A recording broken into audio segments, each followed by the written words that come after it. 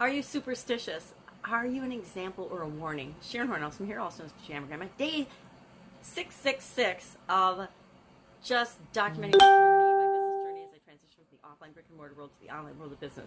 And 666, it's really interesting. It's a fun number because my first job out of college, I went to Procter & Gamble. And Procter & Gamble had this reputation, and I believe it started actually from their competition, that they had 13 stars on their symbol and they had a moon and things, and therefore it had to do something with witchcraft, and they started all these rumors. And I go to Procter & Gamble to work, and I'd done research on the company. I'd heard some of the stories and stuff.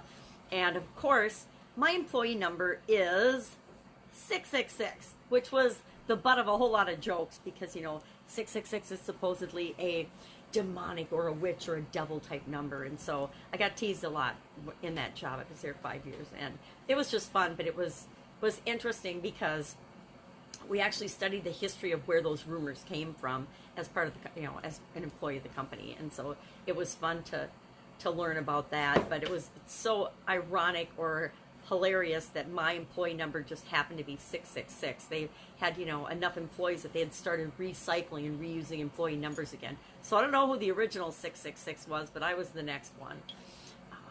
And so I asked myself if I was superstitious, and I guess overall I'm not. I'm not really particularly superstitious. I don't necessarily believe in luck, not good luck anyway. So then I guess if I don't believe in good luck, I don't believe in bad luck either. I believe things happen to us, they happen to us for a reason, and we just have to figure them out.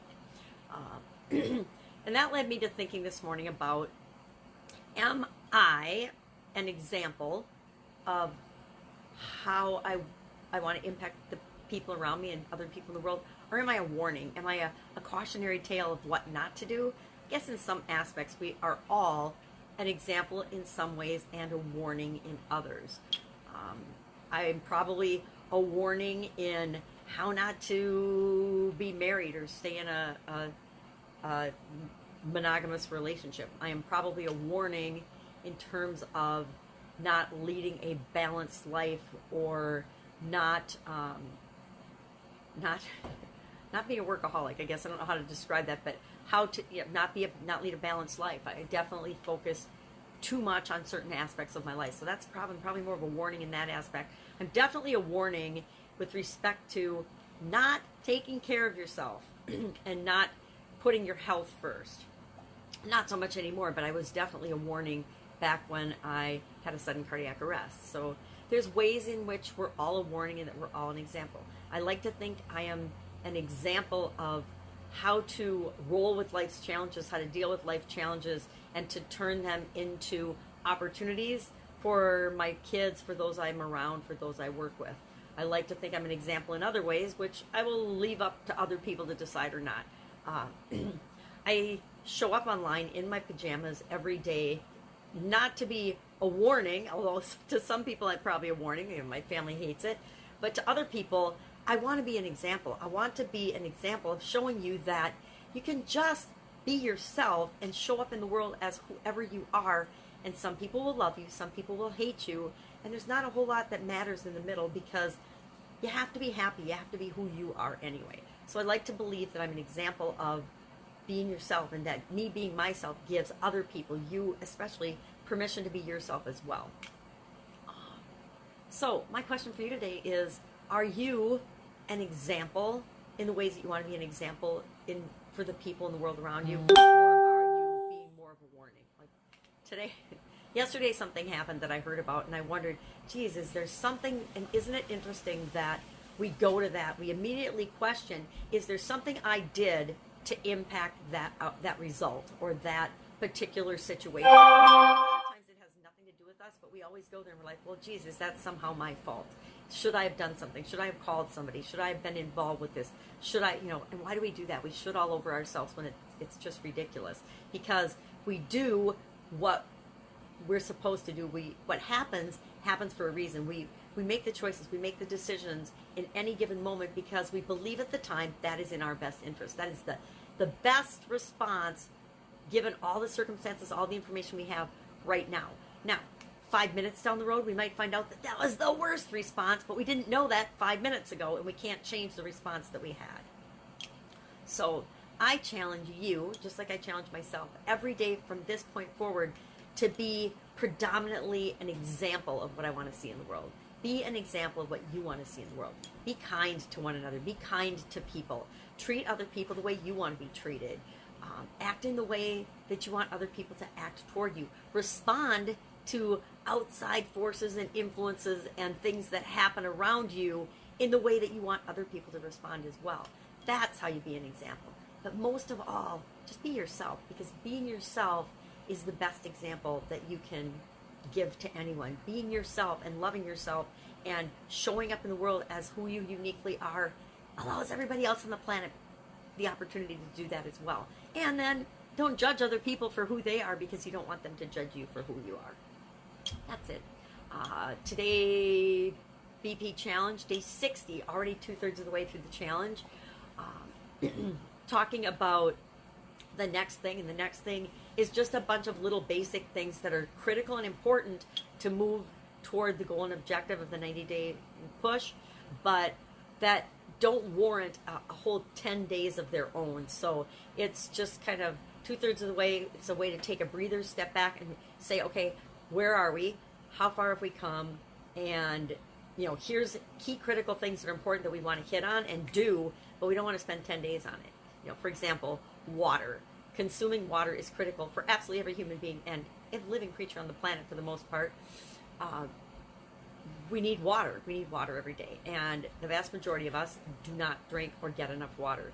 Before my sudden cardiac arrest, I drank pretty much no water. I drank a lot of coffee. I drank a lot of diet soda.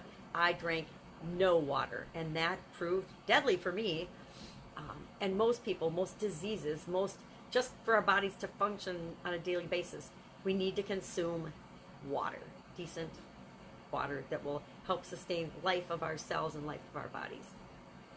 So I can talk about water for a day, day and a half, but I can't talk about water for 10 days. It's way overkill.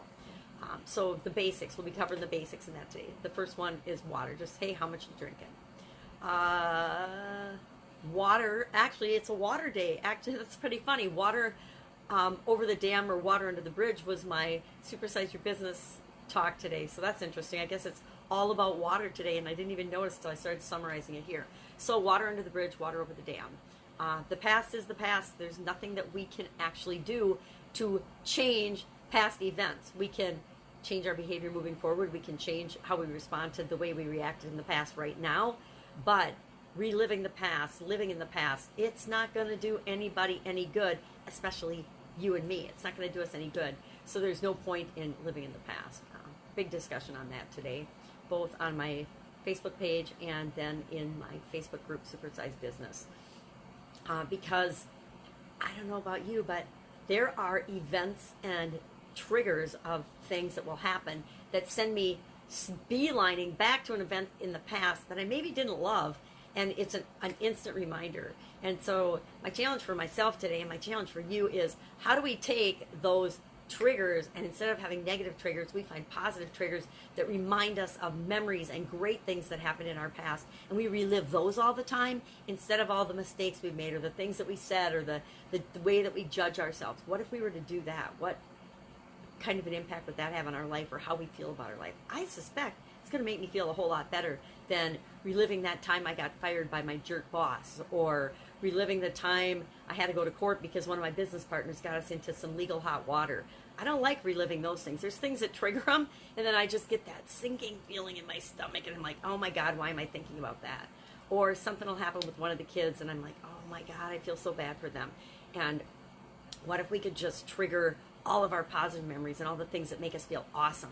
That's what I'm going to start working on, at least between now and the holidays. I'm going to try to do that and see if that doesn't have a more positive impact on my attitude and my outlook, my beliefs and my feelings and my thoughts. Because if I change those things, my entire world changes. That is about it. Got some work with a group I'm doing on. We're doing an event. We're doing a webinar with an event with one group, a webinar with another group. And a couple of others I'm not going to talk about because they're making me crazy. Which means what? Working with the wrong group. Working with the wrong people. And do I still do that? Do I still make mistakes and end up once in a great while, working with people that are not perfect for me, absolutely, but it happens less and less often now because I'm a lot better about listening to my gut about who should I work with, who should I not work with, how can I help them, and will they actually follow through and do what they know they need to do to get the success they want. You know, we all do that. We all sometimes are our own worst enemies.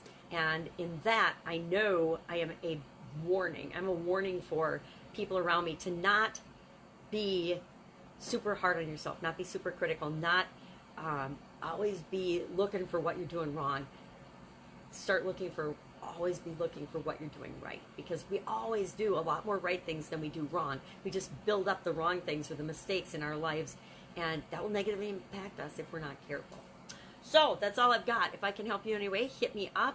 It is a Saturday in my world, and so I am going to turn off my camera, put on my exercise clothes, and go for a nice walk down to what's called the dike in the town that I live in. There's a little half bridge that goes across a river, and I have not been there for weeks because I've been traveling and a lot of other things have been coming up, and so I am taking some time for me and going for a walk today because I want to be an example these days of how to take care of yourself and get some physical exercise and movement, eat right, take care of yourself, instead of being a warning, because I've done a lot of decades being the warning, so now I want to be a more positive example in my life and in the lives of those people that are around me.